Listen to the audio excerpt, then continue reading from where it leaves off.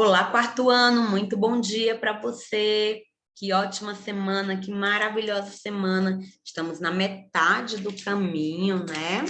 Estamos aí na metade do caminho, metade da semana, né? Não é isso mesmo? Hoje, dia 15. Muito bem, dia 15. Hoje nós temos língua portuguesa e também temos história.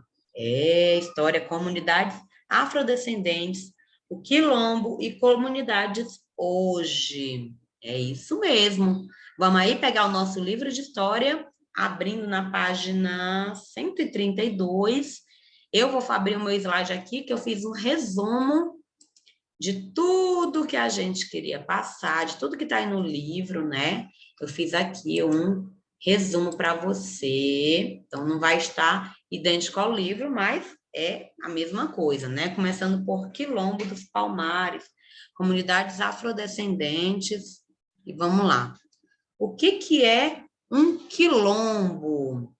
O quilombo, ou mocambo, é o nome que se dá às comunidades formadas majoritariamente por remanescentes de fugitivos da escravidão do Brasil, no Brasil, e que remontam ao período colonial. Então, o quilombo, gente, que também é chamado de mocambo, é esse lugar, uma comunidade, um grupo de pessoas que formados pelos fugitivos daquele tempo da escravidão no Brasil. Naquele período colonial, que os africanos chegaram no Brasil e eles foram escravizados, e esses escravos, os filhos descendentes desses escravos, formaram comunidades.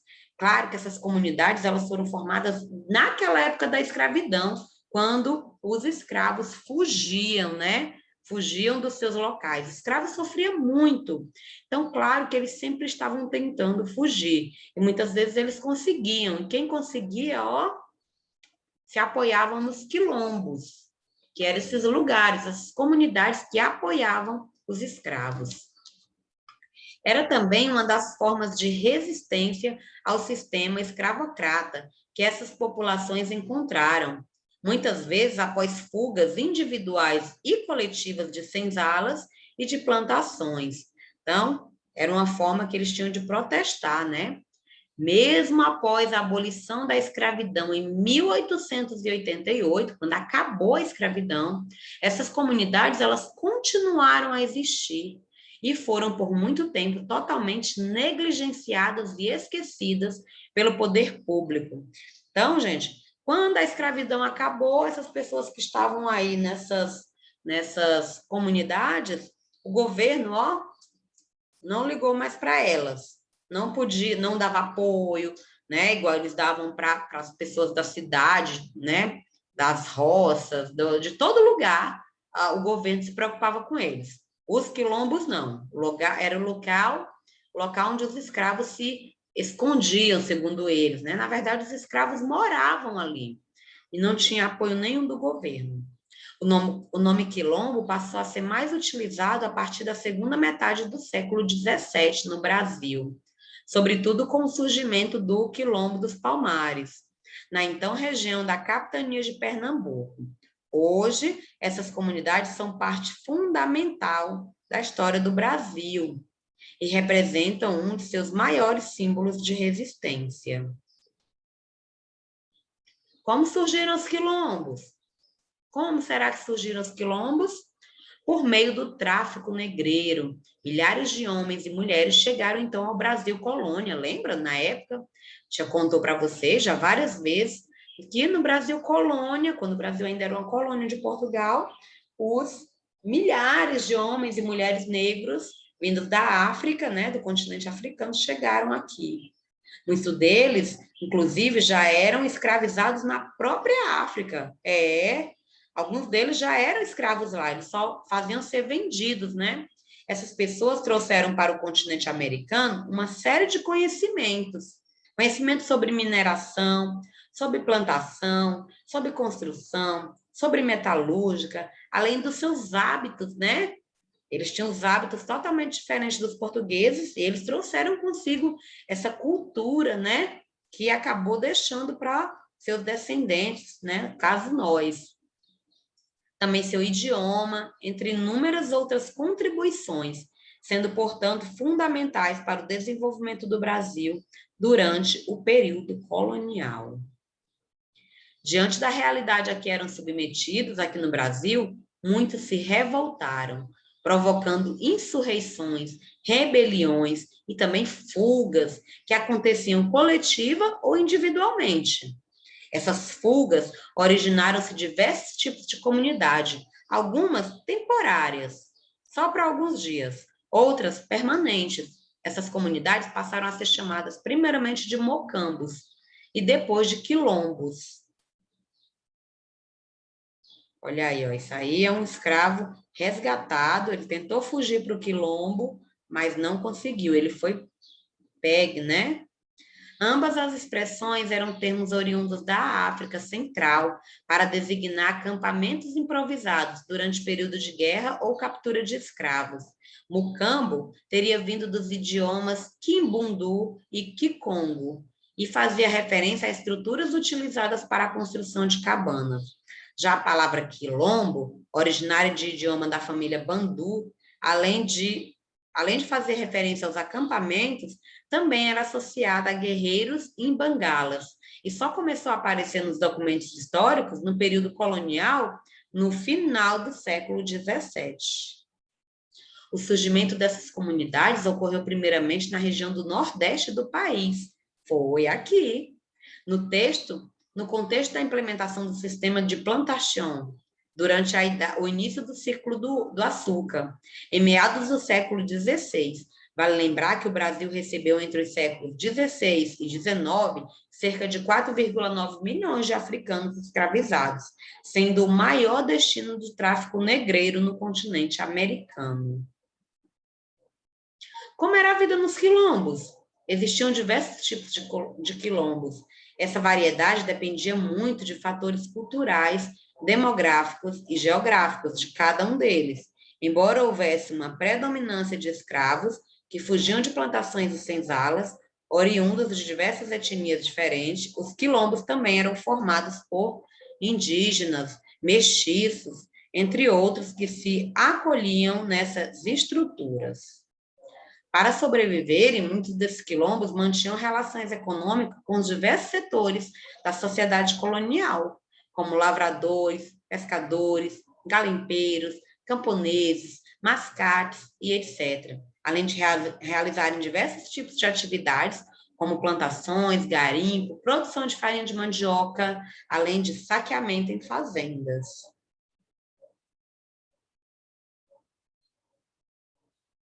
Exemplos de quilombo. Os quilombos espalharam-se em diversas regiões durante o período colonial, incluindo Bahia, Maranhão, Pernambuco, Goiás, Paraíba, São Paulo, Rio Grande do Sul, Mato Grosso, Minas Gerais, Rio de Janeiro e a região amazônica, ou seja, cobriam extensa parte do território brasileiro daquele período. Entre tantos quilombos, o Quilombo dos Palmares foi um dos que ficaram mais conhecidos na historiografia sobre o tema, tendo surgido já na segunda metade do século XVII, na Serra da Barriga, localizada na, então, capitania de Pernambuco. Ela resistiu por quase um século, com estimativa de 30 mil habitantes. Nele se destacaram nomes como o Casal Zumbi dos Palmares, líder do Quilombo, e Dandara, que era uma importante guerreira.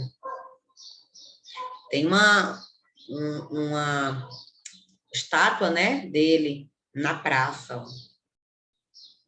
Outros quilombos se destacaram foram o Quilombo do Campo Grande, que foi uma espécie de confederação de quilombos, do qual fazia parte o Quilombo do Ambrósio, ambos na região de Capitania de Minas Gerais, a comunidade quilombola do Caxambu, também em Minas Gerais, o Quilombo Ivaporunduba, em São Paulo, o Quilombo de Rio das Rãs, na Bahia, e também o Quilombo dos Calungas, o maior remanescente quilombola, ou seja, existe ainda nos dias de hoje e localiza-se nas regiões de Monte Alegre de Goiás e Cavalcante.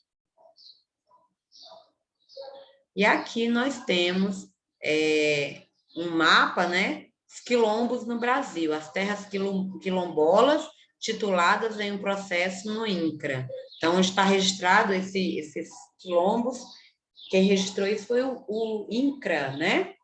Essa parte verde são terras quilombolas tituladas, são 154.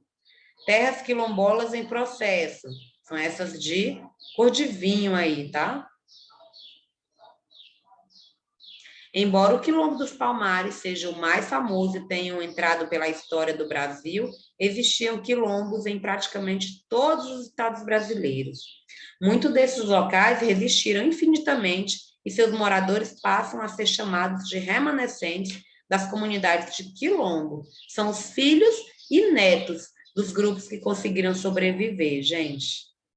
Então, existe até hoje, tá? Aí é uma foto de uma comunidade remanescente de quilombos, ó. Recente agora, são os filhos, netos, bisnetos de escravos, ok? Essa é uma figura muito bonita, né, deles. Calcula-se que exista hoje no Brasil cerca de 3.000 comunidades quilombolas. Os habitantes dessas regiões vivem muitas vezes em situações precárias, porém ainda conservam tradições dos seus antepassados, como o jongo, o lundum, o desfeiteira, o artesanato e técnicas de cozimento e cultivo. Igualmente, não estão parados no tempo, jogam futebol, dominó, escutam música atual, né, interagem com a vizinhança não quilombola e assim congregam com a comunidade nas festas de santos. As reivindicações pela propriedade da terra dos quilombolas foi incorporada na Constituição de 1985. O artigo 68 da Carta Magna prevê o reconhecimento de titularidade das terras das comunidades remanescentes de quilombos. Esse processo não tem prazo para conclusão, e poucas foram as comunidades que obtiveram o título de propriedade. Então, gente, quando chegou em 1988, o governo decidiu, então, dar a posse de terras para os netos, filhos, netos, bisnetos dos quilombos, né? E aí, ainda tem hoje em dia uma certa... alguns quilombos que não conseguiram esse título, né? E continuam brigando na justiça por eles. Eles querem que a terra seja nomeada deles, né? Já que eles moram lá há tantos anos, né? É direito deles. Eu acredito que seja direito deles, né? Já que eles estão nessas terras, ó, há muito tempo, desde o tempo dos seus pais, né? Desde o tempo dos seus pais. Gente, é uma história, né?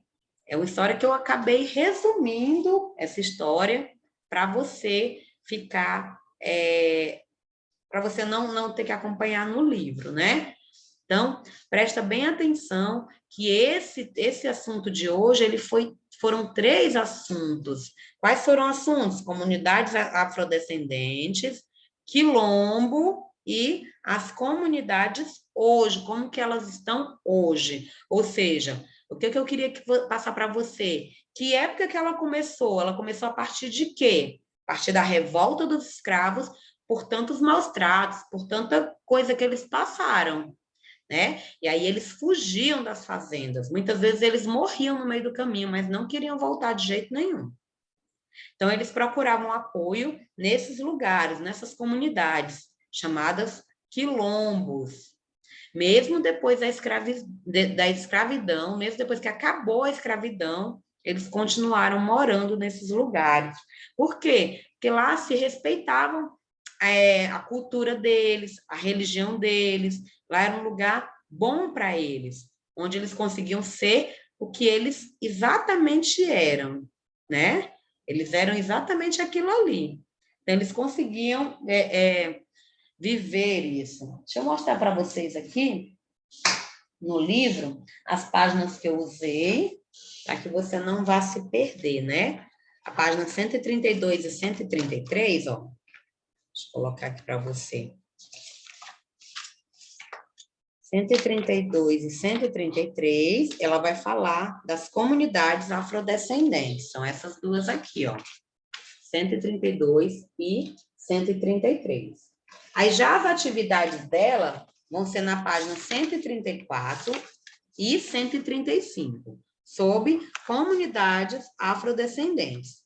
Aí nós vamos, a página 136 e 137 vai falar do Quilombo dos Palmares, esse que eu falei que é o mais famoso, né? E sobre o casal lá, o Zumbi dos Palmares e a Dandara, que eles eram um casal que lutavam contra os escravizados da época, os escravizadores, né? Olha aí, ó. Então, são essas duas páginas aqui, a 136 e a 137, e as atividades só são uma, na página 138, tá? Bem curtinha, bem facinho.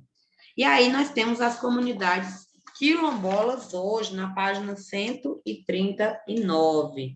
Só é também uma página, e as atividades também, referente a essa página, somente uma também. É por isso que a tia juntou, então, os três assuntos, porque falava-se praticamente a mesma coisa, e eram assuntos curtos que dava para juntar. Tudo bem, meus amores? Vocês entenderam? Compreenderam tudo? Então, vamos lá. Vídeo aula, página 132, 133, 136, 137 e 139. E as atividades, página 134, 135, 138 e 140. 4 páginas para você. Aproveitando que hoje na nossa aula de história só tem uma página, né?